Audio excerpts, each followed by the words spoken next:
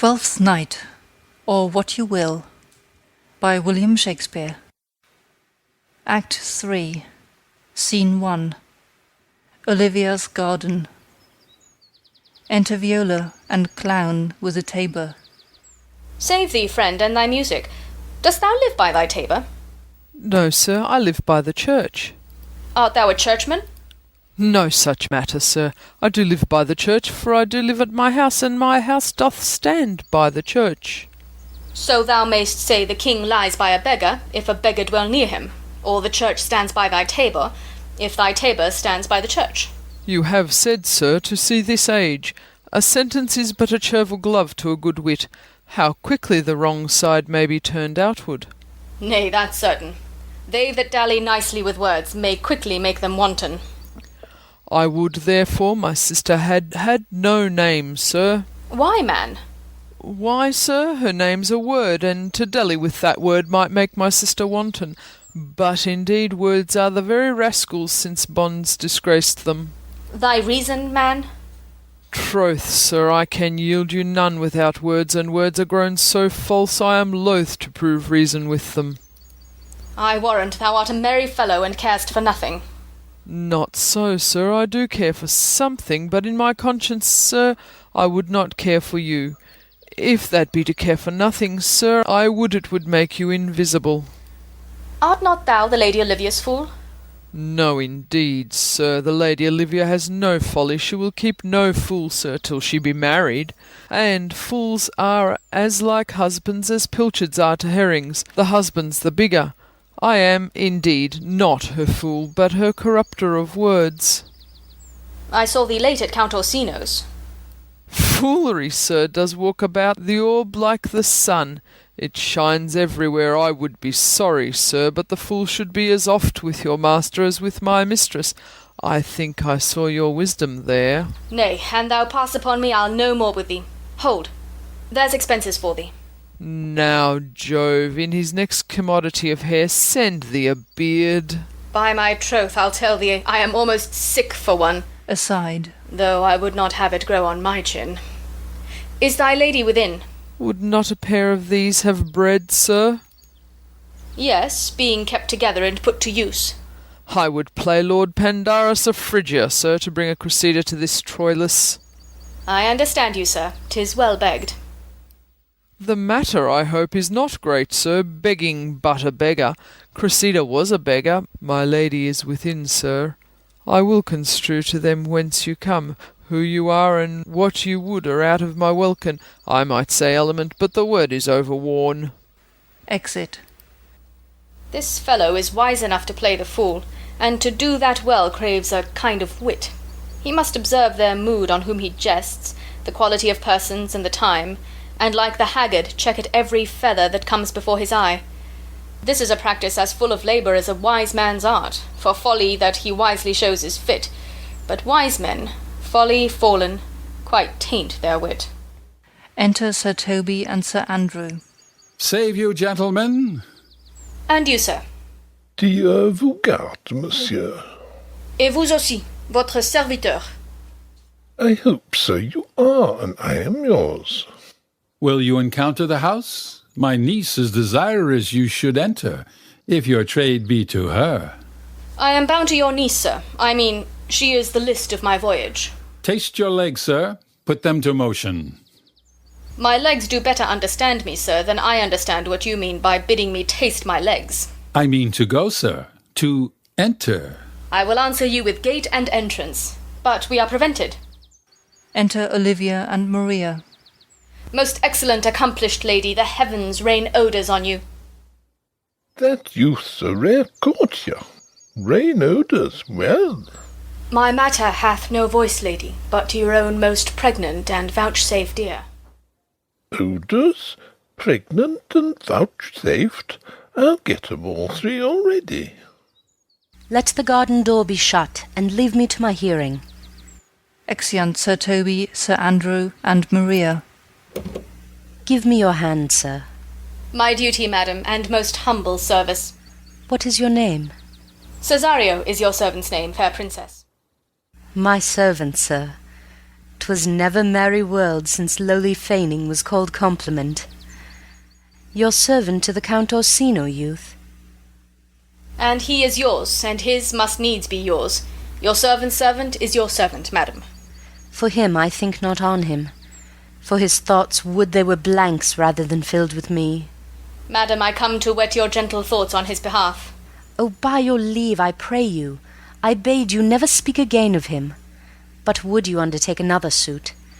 I had rather hear you to solicit that than music from the spheres. Dear lady, Give me leave, beseech you. I did send, after the last enchantment you did here, a ring in chase of you. So did I abuse myself, my servant, and I fear me, you. Under your hard construction must I sit, to force that on you in a shameful cunning, which you knew none of yours. What might you think? Have you not set mine honour at the stake, and baited it with all the unmuzzled thoughts that tyrannous heart can think?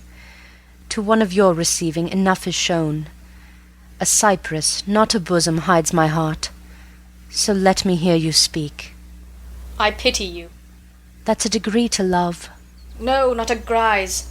For 'tis a vulgar proof that very oft we pity enemies. Why, then methinks 'tis time to smile again. O world, how apt the poor are to be proud! If one should be a prey, how much the better to fall before the lion than the wolf. The clock upbraids me with the waste of time. Be not afraid, good youth, I will not have you. And yet, when wit and youth is come to harvest, your wife is like to reap a proper man. There lies your way, due west. Then westward ho.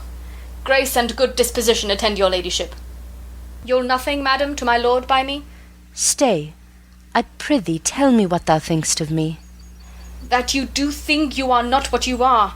If I think so, I think the same of you. Then you think right. I am not what I am. I would you were as I would have you be. Would it be better, madam, than I am?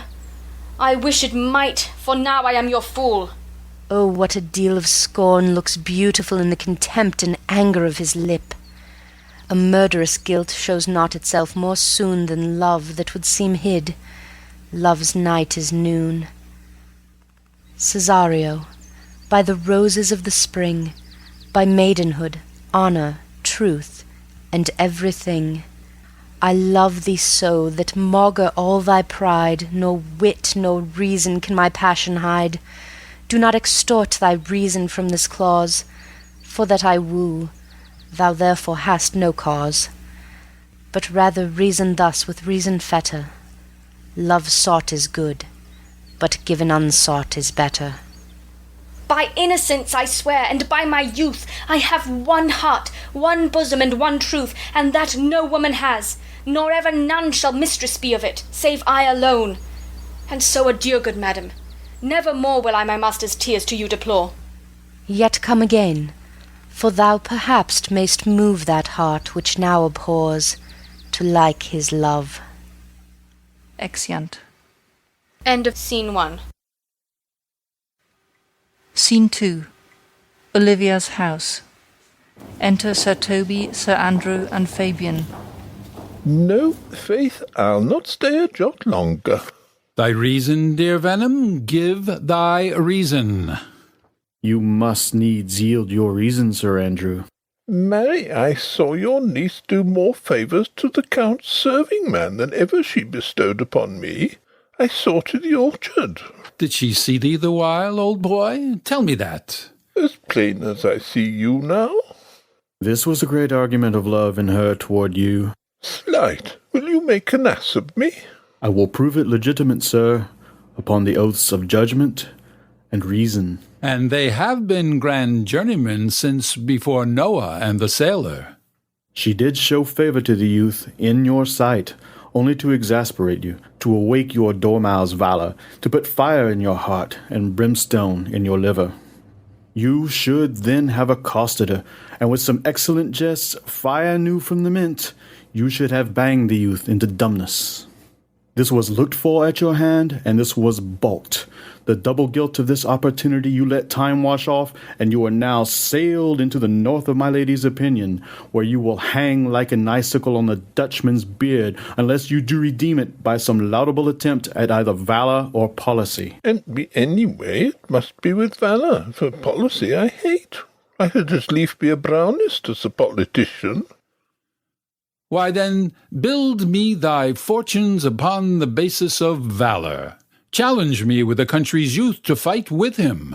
Hurt him in 11 places. My niece shall take note of it, and assure thyself, there is no love-broker in the world can more prevail in man's commendation with women than report of valour. There is no way but this, Sir Andrew. Will either of you bear me a challenge to him? Go, write it in a martial hand. Be cursed and brief.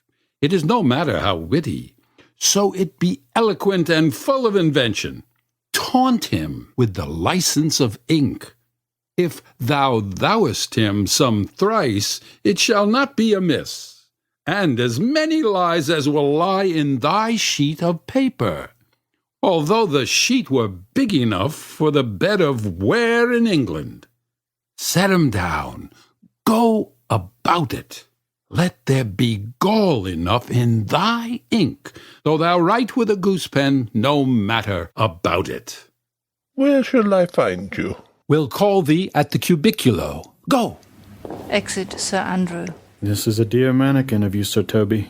I have been dear to him, lad. Some 2,000 strong or so. We shall have a rare letter of him. But you'll not deliver it? Never trust me then, and by all means stir on the youth to an answer. I think oxen and wain ropes cannot hale them together. For Andrew, if he were opened, and you find so much blood in his liver as will clog the foot of a flea, I'll eat the rest of the anatomy. And his opposite, the youth, bears in his visage no great presage of cruelty. Look, where the youngest wren of the 9 comes. Enter Maria. If you desire the spleen, and will laugh yourself into stitches, follow me. Yond gull Malvolio is turned heathen, a very renegado, for there is no Christian that means to be saved by believing rightly, can ever believe such impossible passages of grossness. He's in yellow stockings. And cross-gartered? Most villainously, like a pedant that keeps a school of the church. I have dogged him like his murderer. He does obey every point of the letter that I dropped to betray him. He does smile his face into more lines than is in the new map with the augmentation of the Indies. You have not seen such a thing as 'tis. I can hardly forbear hurling things at him. I know my lady will strike him. If she do, he'll smile and take it for a great favour. Come, bring us where he is. Exeunt. End of Scene 2. Scene 3. A street. Enter Sebastian and Antonio. I would not by my will have troubled you, but since you make your pleasure of your pains, I will no further chide you. I could not stay behind you. My desire more sharp than filed steel did spur me forth, and not all love to see you, though so much as might have drawn one to a longer voyage, but jealousy what might befall your travel, being skilless in these parts which, to a stranger unguided and unbefriended, often prove rough and unhospitable. My willing love, the rather by these arguments of fear, set forth in your pursuit. My kind Antonio, I can no other answer make but thanks, and ever oft good returns are shuffled off with such uncurrent pay. But were my worth, as is my conscience firm, you should find better dealing. What's to do? Shall we go see the relics of this town? Tomorrow, sir. Best first go see your lodging. I am not weary, and it is long tonight. I pray you, let us satisfy our eyes with the memorials of the things of fame that do renown this city. Would you pardon me? I do not without danger walk these streets. Once, in a sea-fight against the Count, his galleys I did some service, of such note indeed, that, were I ta'en here, it would scarce be answered. Belike you slew a great number of his people. The offence is not of such a bloody nature, albeit the quality of the time and quarrel might well have given us bloody argument. It might have since been answered in repaying what we took from them, which, for traffic's sake, most of our city did. Only myself stood out, for which, if I be lapsed in this place, I shall pay dear. Do not then walk too open. It doth not fit me. Hold, sir, here's my purse. In the south suburbs, at the Elephant, is the best to lodge. I will bespeak your diet, whilst you beguile the time and feed your knowledge with viewing of the town. There shall you have me. Why, I your purse. Haply your eye shall light upon some toy you have desire to purchase, and your store, I think, is not for idle market, sir. I'll be your purse-bearer and leave you for an hour. To the Elephant. I do remember. Exeunt. End of Scene 3. Scene 4. Olivia's garden. Enter Olivia and Maria. I have sent after him. He says he'll come. How shall I feast him? What bestow of him? For youth is bought more oft than begged or borrowed. I speak too loud. Where is Malvolio? He is sad and civil, and suits well for a servant with my fortunes. Where is Malvolio? He is coming, madam, but in very strange manner. He is sure possessed, madam. Why, what's the matter?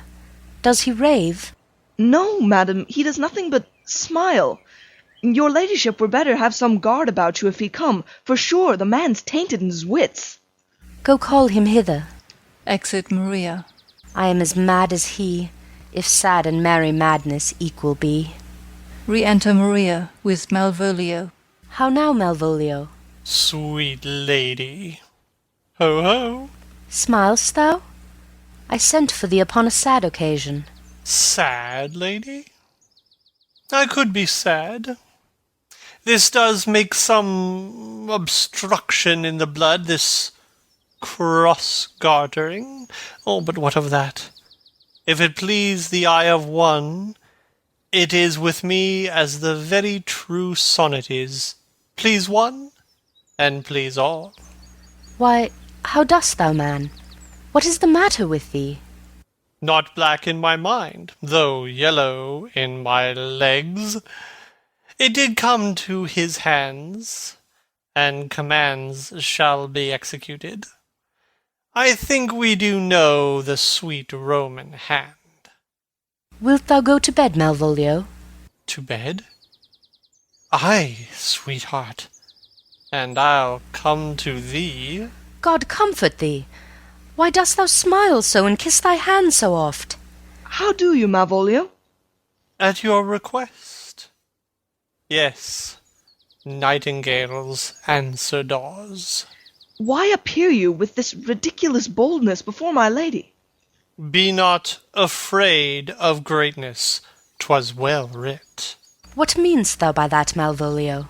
Some are born great. Some achieve greatness. What sayest thou? And some have greatness thrust upon them. Heaven restore thee! Remember who commended thy yellow stockings? Thy yellow stockings? And wished to see thee cross-gartered? Cross-guarded? Go to. Thou art made if thou desirest to be so. Am I maid? If not, let me see thee a servant still. Why, this is very midsummer madness. Enter servant.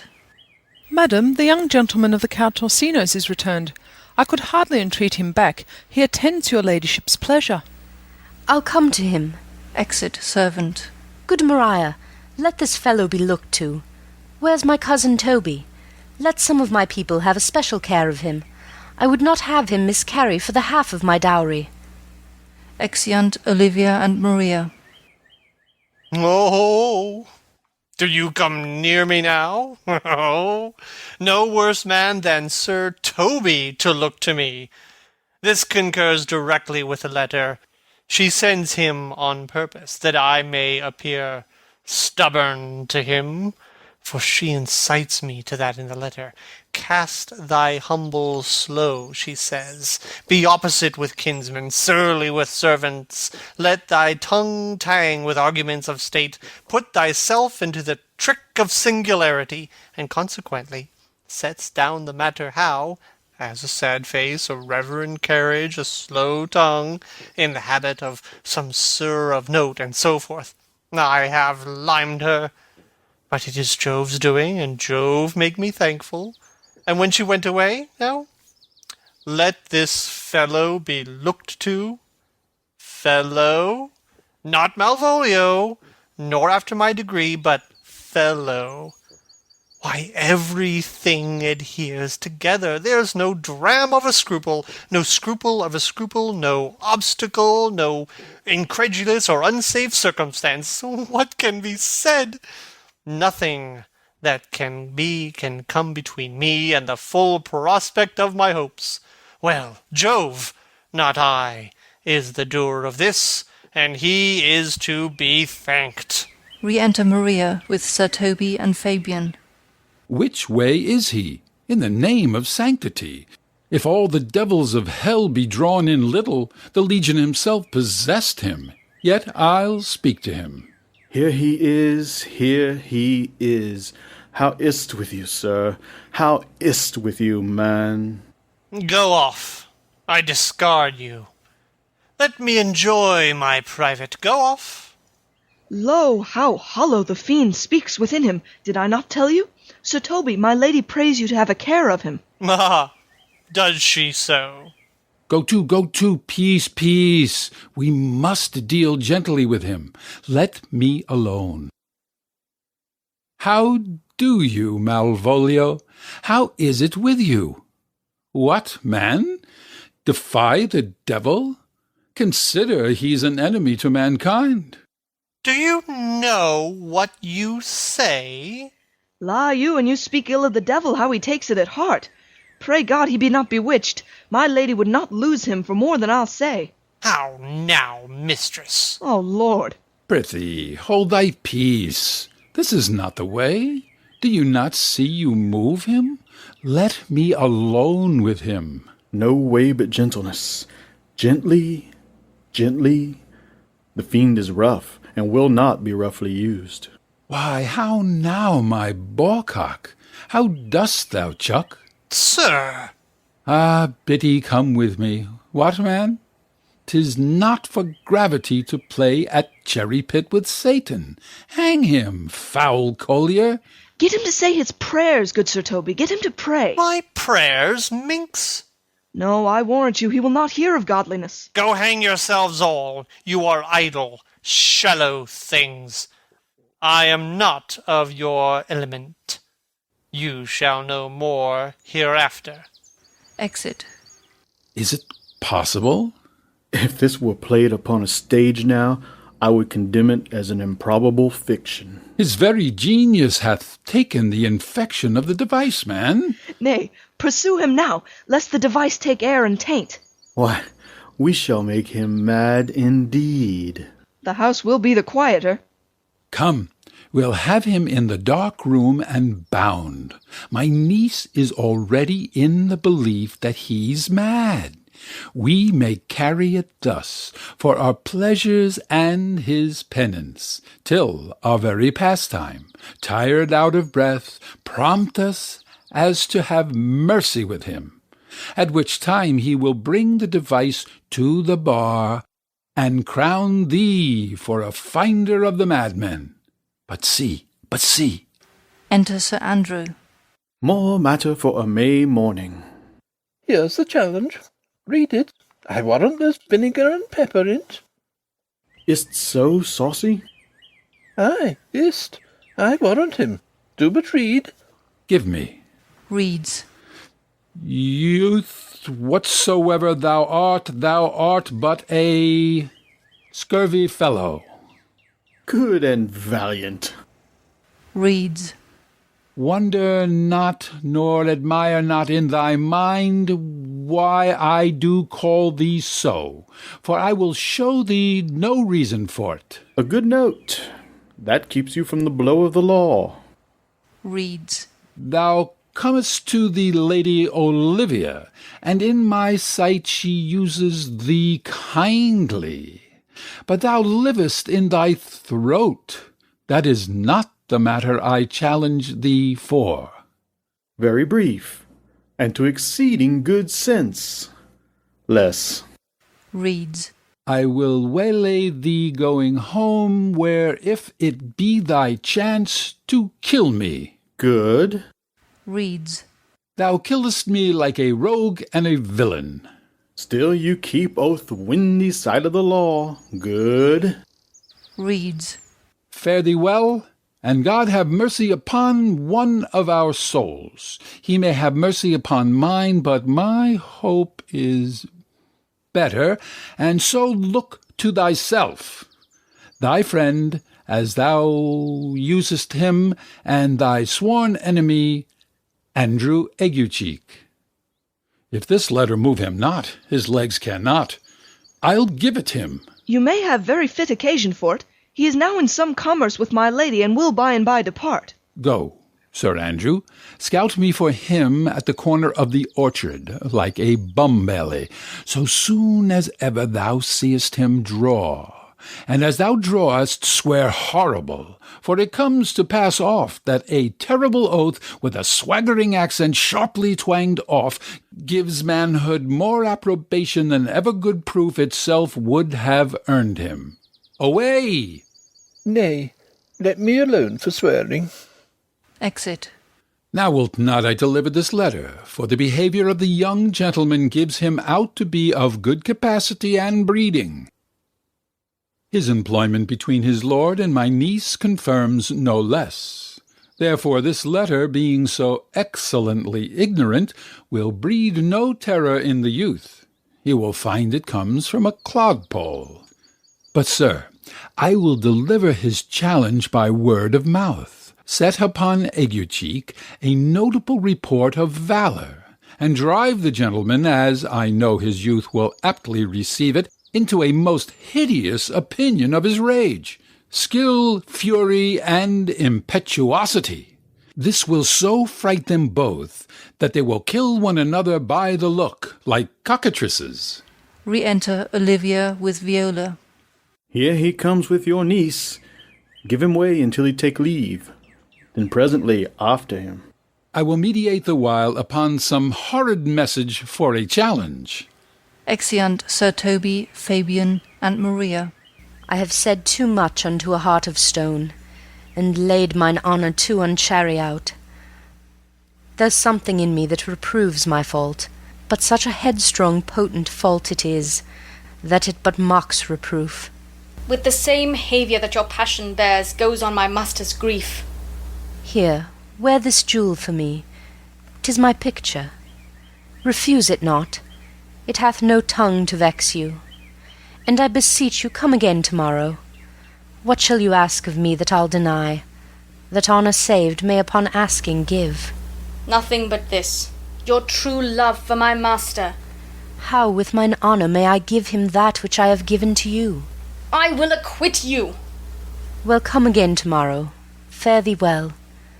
A fiend like thee might bear my soul to hell. Exit. Re-enter Sir Toby and Fabian. Gentlemen, God save thee. And you, sir.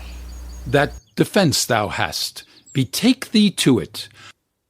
Of what nature the wrongs are that thou hast done him, I know not.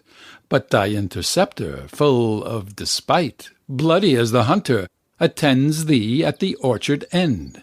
Dismount thy tuck, be yare in thy preparation, for thy assailant is quick, skilful, and deadly.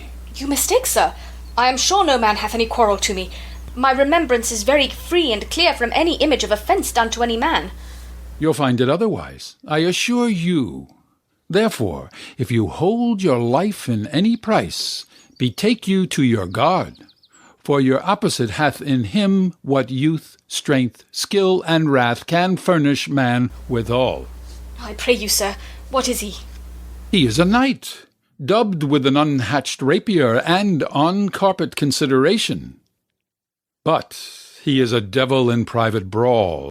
Souls and bodies hath he divorced 3. And his incensement at the moment is so implacable that satisfaction can be none but pangs of death and sepulchre. Hobnob is his word. Give it or take it. I will return again into the house and desire some conduct of the lady. I am no fighter. I have heard of some kind of men that put quarrels purposely on others to taste their valour. Belike this is a man of that quirk. Sir, no. His indignation derives itself out of a very competent injury. Therefore get you on and give him his desire. Back you shall not be to the house, unless you undertake that with me, which with as much safety as you might answer him. Therefore on, or strip your sword stark naked, for metal you must. That's certain. Or forswear to wear iron about you. This is as uncivil as strange. I beseech you, do me this courteous office, as to know of the knight what my offence to him is. It is something of my negligence, nothing of my purpose. I will do so. Señor Fabian, stay you by this gentleman till my return. Exit. Pray you, sir, do you know of this matter? I know the knight is incensed against you, even to a mortal arbitrament, but nothing of the circumstance more. I beseech you, what manner of man is he? Nothing of that wonderful promise to read him by his form, as you are like to find him in the proof of his valour. He is indeed, sir, the most skilful, bloody, and fatal opposite that you could possibly have found in any part of Illyria. Will you walk towards him? I will make your peace with him if I can. I shall be much bound to you for it. I am one that had rather go with Sir Priest than Sir Knight. I care not who knows so much of my mettle. Exeunt. Re-enter Sir Toby with Sir Andrew. Why, man, he's a very devil. I have not seen such a virago. I had pass with him, rapier, scabbard, and all. And he gives me the stuck-in with such a mortal notion that it is inevitable. And on the answer, he pays you as surely as your feet hit the ground they step on. They say that he has been fencer to the Sophie. Poxont, I'll not meddle with him.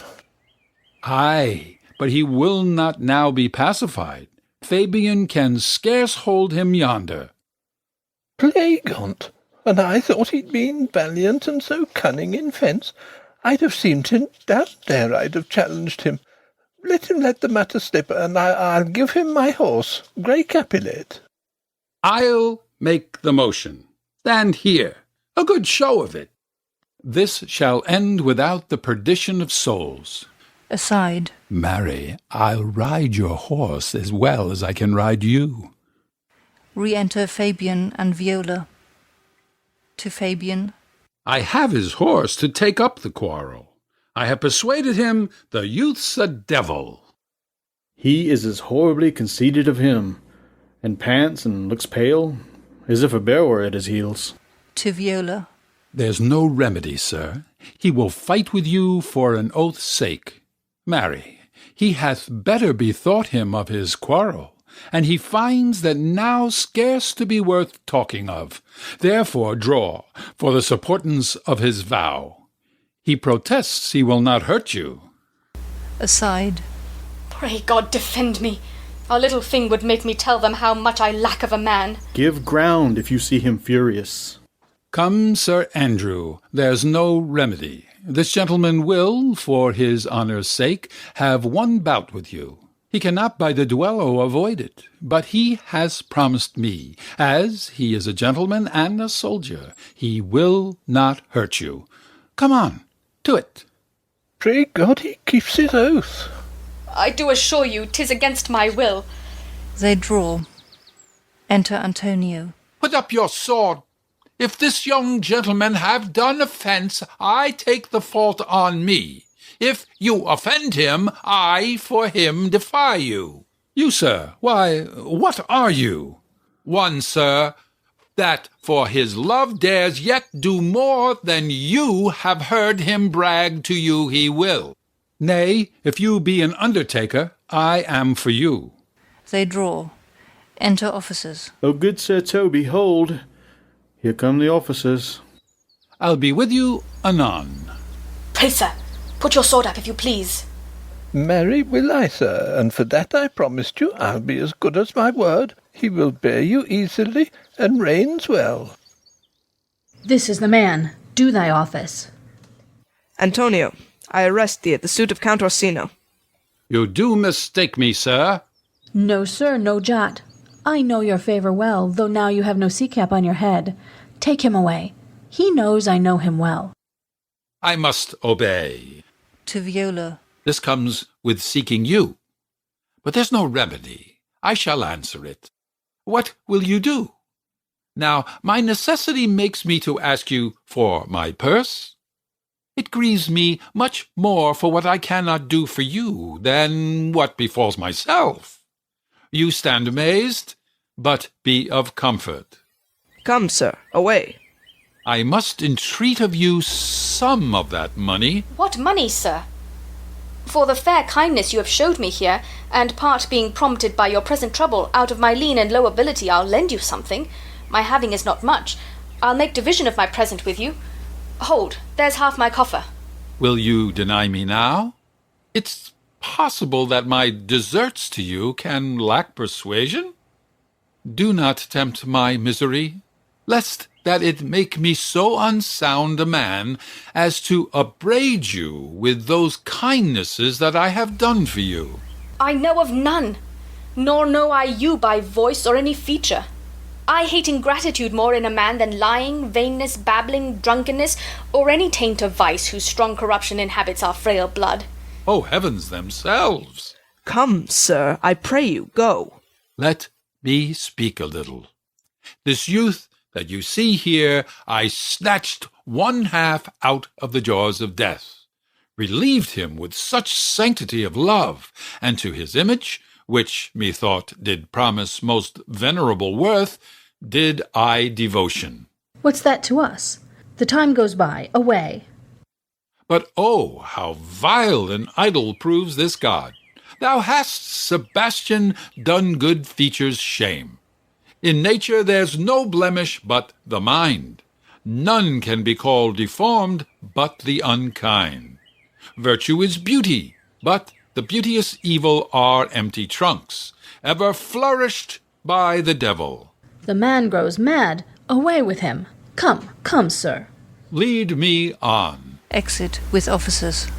Methinks his words do from such passion fly that he believes himself. So do not I. Prove true, imagination, oh, prove true that I, dear brother, be now taken for you. Come hither, knight, come hither. Fabian, we'll whisper o'er it a couplet or two of most sage saws. He named Sebastian. I my brother know yet living in my glass. Even such and so in favour was my brother, and he went still in this fashion, colour, ornament, for him I imitate. Oh, if it prove tempests are kind and salt waves fresh in love. Exit. A very dishonest, paltry boy, and more a coward than a hare. His dishonesty appears in leaving his friend here in necessity and denying him, and for his cowardship ask Fabian. A coward. A most devout coward. Religious in it. Slit, I'll after him again and beat him. Do. Cut him soundly, but never draw thy sword. And I do not. Exit. Come, let's see the event. I dare lay any money 'twill be nothing yet. Exeunt. End of Scene 4. End of Act 3.